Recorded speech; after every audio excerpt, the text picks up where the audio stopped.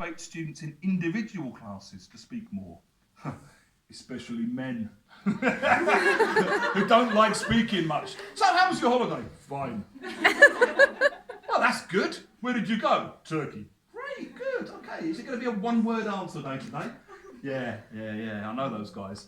I think the only way you can do that is to be interested in them and keep pushing away with real conversation in a way, okay?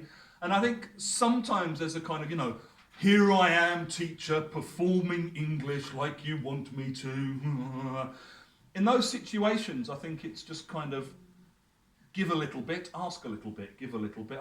Oh, you went to Turkey, right. Where did you go? Oh, have you been there before? What did you think of it? Because when I went there, I thought it was rather, have a normal conversation.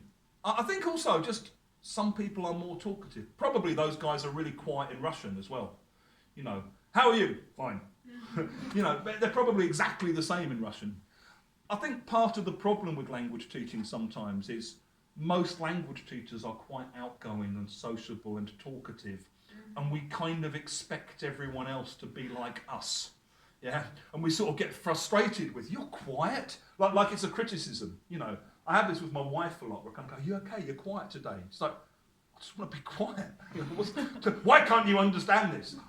I don't know, my problem, obviously. And I don't know if it's the same in Russian, where you use quiet as a negative adjective. Yeah, are you okay? You're very quiet. Some people are just quiet. Some people are just quiet. Some people aren't going to talk much. Doesn't mean they're not learning, and it doesn't mean they're not happy. So I think it's giving them the opportunity, engaging with them on a human level, being interested in them, sharing your own life and your own experience, and accepting, maybe I just talk more than you do. It's quite possible. Of course you may. Please do. For example, I know people who have been learning English for 5 years, and whenever I start speaking to them, they tell me, I understand you, but I'm not ready to answer.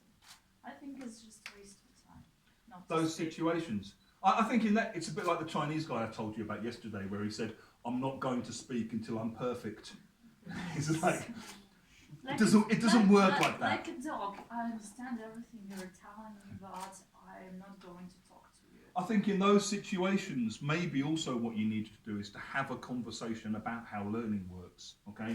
And you need to kind of maybe get them to think about other things. So think about another thing you've learned, okay? Like learning to drive, okay? When you learn to drive, did you just read a book about how to learn to drive, or did you actually practice the drive? Oh, you did some practice!